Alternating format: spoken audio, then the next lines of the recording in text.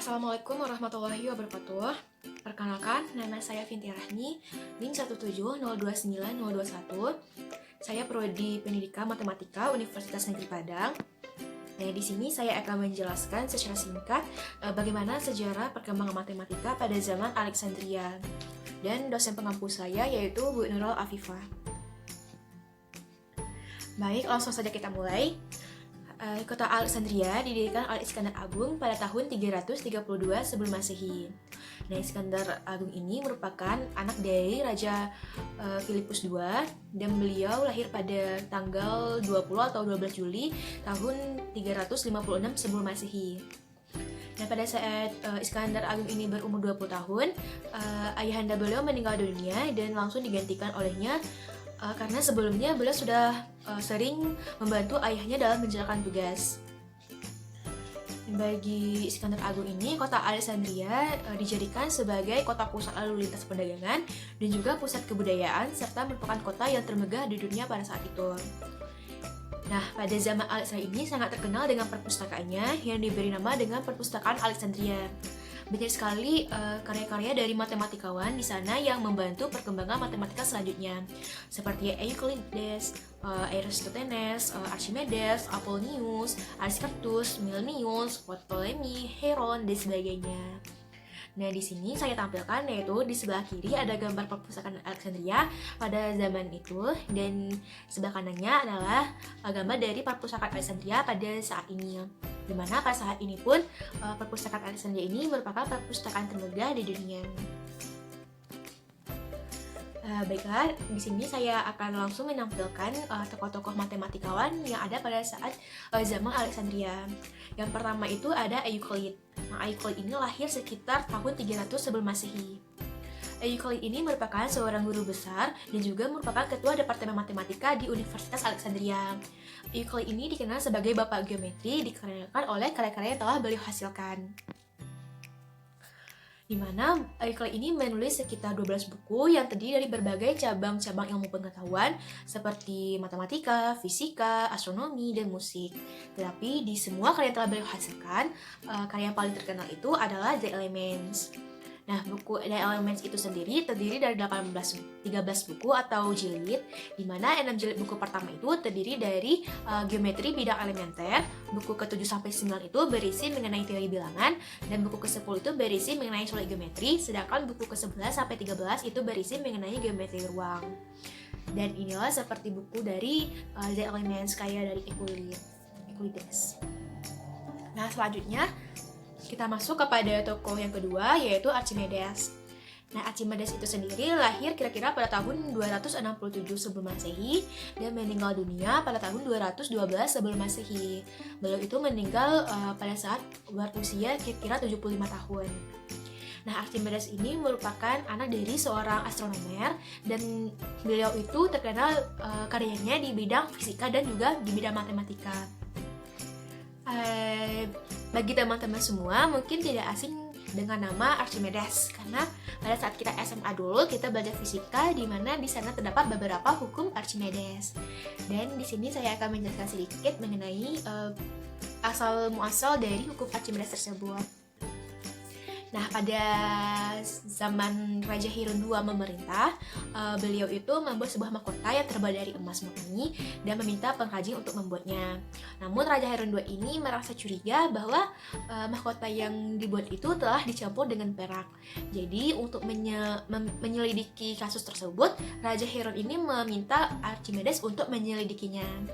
Nah, di saat Archimedes menyelidikinya, dia pergi ke sebuah tempat pemandian yang di sini pada gambar terlihat Archimedes ada di tempat pemandian.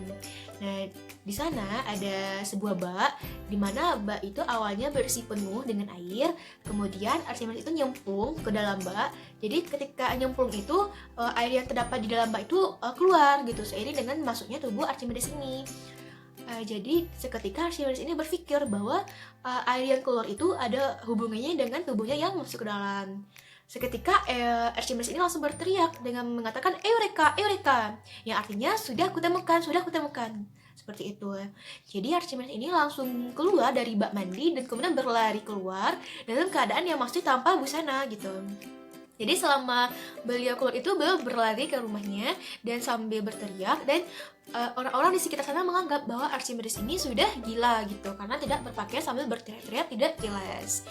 Nah, dari sanalah Archimedes ini menemukan sebuah hukum Archimedes untuk membuktikan bahwa ternyata emas yang dibuat oleh pengrajin itu sudah dicampur dengan perak, dan akhirnya Raja Heron II itu menjatuhkan hukuman kepada pengrajin itu, yaitu hukuman mati. Nah, selain itu, karya Archimedes dalam matematika yang pertama yaitu menemukan perbandingan nilai pi, yang kedua itu menerapkan method of exhaustion, di mana metode ini tercipta karena pada saat itu Archimedes ini konsep matematikanya itu awalnya berasal dari dipengaruhi oleh konsep dari Euclid. Nah, kemudian beliau mengembangkannya menjadi metode ini.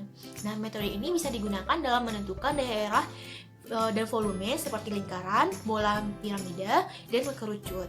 Nah, karya lainnya yaitu dalam kalkulus integral. Nah, selanjutnya kita masuk kepada tokoh yang ketiga, yaitu Eratosthenes.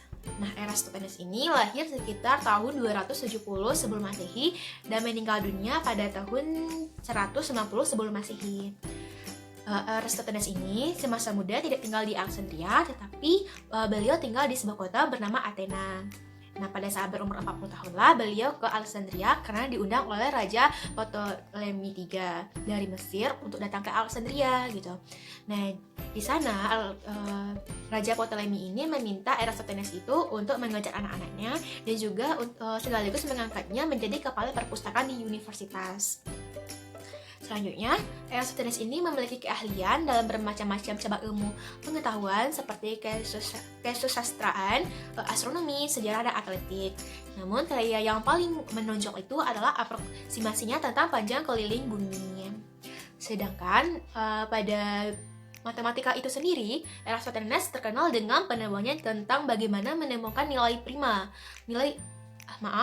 Dalam matematika, Eratosthenes terkenal dengan penemuannya tentang bagaimana sih menentukan bilangan prima yang terkenal dengan saringan Eratosthenes ini.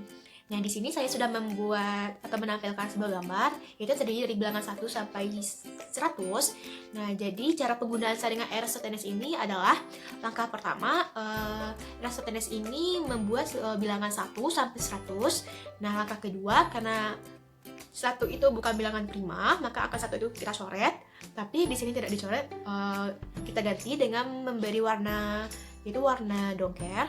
Langkah ketiga yaitu angka 2 adalah bilangan prima, maka kelipatan dari angka 2 kita coret. Nah, di sini saya memberi warna kuning.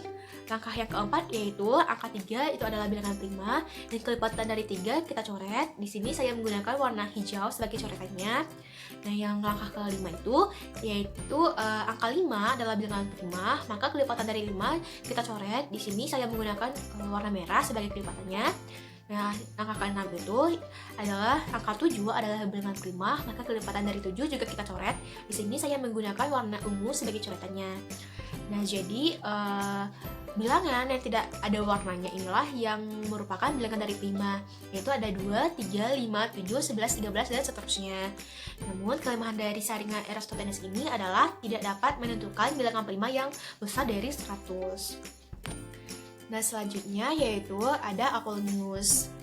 Nah, Apollonius ini dilahirkan di Perga, diperkirakan lahir pada tahun 262 sebelum Masehi dan meninggal pada tahun 190 sebelum Masehi. Dan diperkirakan bahwa Apollonius ini 25 tahun lebih muda daripada Archimedes. Di sini tidak banyak informasi mengenai karya-karya atau bagaimana kehidupan dari Apollonius.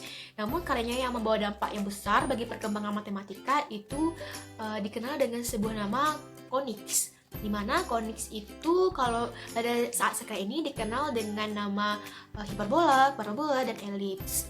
Mengapa dinamakan dengan demikian? Karena pada saat kita melakukan irisan pada koniks tersebut, maka hasilnya akan terlihat seperti parabola, elips, dan hiperbola.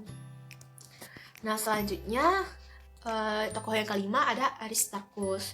Nah, Aristarchus ini lahir sekitar tahun 310 sebelum Masehi dan meninggal dunia pada tahun sekitar 230 sebelum Masehi.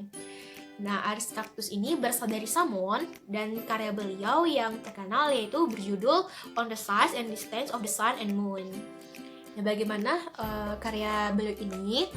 Di sini saya membuat sebuah segitiga siku-siku, yaitu bumi, matahari, dan bulan. Jadi, ketika bulan dalam keadaan setengah penuh, maka sudut yang dibentuk oleh bumi, matahari, dan bulan itu adalah 3 derajat.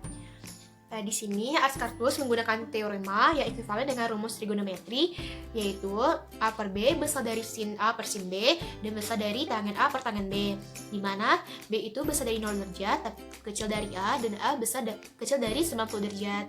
Namun, Ascaratus ini mengalami kesalahan bahwa sebenarnya sudut yang dibentuk oleh bumi, matahari, dan bulan itu bukanlah 3 derajat, melainkan 10 derajat. Nah, disinilah letak dari kesalahan pengukuran dari Ascaratus. Selanjutnya kita masuk kepada tokoh yang keenam, yaitu Hipparchus.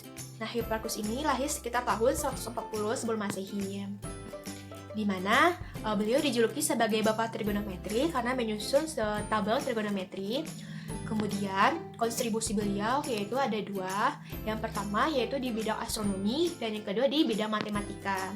Di bidang astronomi itu yaitu pengorganisasiannya tentang data-data yang diperoleh di Babilonia. Kemudian di sana beliau memperbaiki kelemahan-kelemahan yang ada. Kemudian di dalam matematika yaitu membagi sudut lingkaran atas 360 derajat. Karya Hipparchus ini terdiri dari 12 buku yang berhubungan dengan konstruksi tali busur. Namun sayang, karya beliau itu sudah tidak dapat ditemukan lagi, melainkan hanya dari bacaan-bacaan atau dari perkataan-perkataan oleh matematikawan berikutnya. Selanjutnya yaitu tokoh yang ketujuh ada Milenius. Yang Milenius ini dilahirkan kurang lebih pada tahun 100 sebelum Masehi. Milenius ini memiliki karya yang berhubungan dengan tali busur dalam lingkaran yang dibuat ke dalam sebuah buku, yaitu terdiri dari 6 buku. Karya lain dari Milenius ini tentang matematika yaitu dan astronomi ada pada The Element of Geometry dan Spherica. Namun sayang, karya Milenius yang berkaitan dengan tali busur dalam lingkaran dan Element of Geometry itu tidak dapat ditemukan lagi. Yang ada hanya diketahui berdasarkan komentar-komentar matematikawan Yunani dan Arab. Sedangkan di bidang matematika yaitu terletak pada Spherica, di sini kita mengenal dengan istilah yang tidak asing lagi yaitu dalil Milenius. Nah, dalil Milenius ini yaitu menyatakan apabila satu transversal memotong sisi-sisi A, B, C, dan CD satu segitiga, A, B, C masing-masing adalah titik E dan F, maka AB dikali BE dikali CF sama dengan BD dikali CE dikali AF. Nah, ini bisa dilihat pada segitiga yang saya buat. Nah, kemudian karya beliau yang lain yaitu kalau kita mempelajari sebuah trigonometri, maka kita pasti tidak asing dengan persamaan sin kuadrat theta ditambah cos kuadrat theta sama dengan 1. Nah, ini yaitu yang menciptakan adalah Milenius ini, dimana Milenius ini menemukannya dari persamaan atau teorema Thales dan Pythagoras. Maka persamaan itulah yang membawa kepada persamaan AB kuadrat ditambah AB aksen kuadrat sama dengan 4 VR. Nah, inilah yang ekuivalen dengan persamaan yang pada saat sekarang ini gitu. Oke, selanjutnya kita masuk kepada tokoh matematikawan yang ke-8 yaitu Ptolemy. Beliau itu lahir sekitar tahun kurang lebih 150 Masehi. Di sini tidak banyak kita ketahui bagaimana kehidupan dari Ptolemy ini. Yang diketahui oleh orang bahwa Ptolemy ini melakukan observasi ke Alexandria dari tahun 127 Masehi sampai tahun 151 Masehi. Karya yang paling terkenal adalah Mathematical Synthesis pada zaman Yunani kuno di bidang trigonometri, di mana buku ini terdiri dari 13 buku. Selanjutnya, teorema Ptolemy yang kita gunakan sampai saat ini yaitu dalam rumus trigonometri. Seperti kita ketahui bahwa sin A dikurang sin A kurang B sama dengan sin A kali cos B dikurang sin A kali sin B. Nah, teman-teman bisa lihat pada slide. Nah, disinilah bagaimana cara dari Ptolemy mendapatkan rumus tersebut. Selanjutnya kita masuk kepada tokoh ilmuwan yang terakhir yaitu Hieron. Nah, Hieron ini adalah matematikawan Yunani kuno dan insinyur yang aktif di kota kelahirannya yaitu Alexandria. Nah, dia ini dianggap sebagai eksperimenter bahasa kuno dan karyanya yang merupakan perwakilan dari tradisi keilmuan Yunani. Nah, Hieron ini terkenal dalam sejarah matematika karena rumusnya yaitu K sama dengan akar dari S dikali S dikurang A dikali S kurang B dikali S kurang C. Sekianlah yang bisa saya sampaikan mengenai secara singkat mengenai perkembangan matematika pada zaman Alexandria. Semoga teman-teman bisa mengambil pelajaran dari apa yang saya sampaikan ini, dan saya sudahi dengan Assalamualaikum warahmatullahi wabarakatuh. Terima kasih semuanya.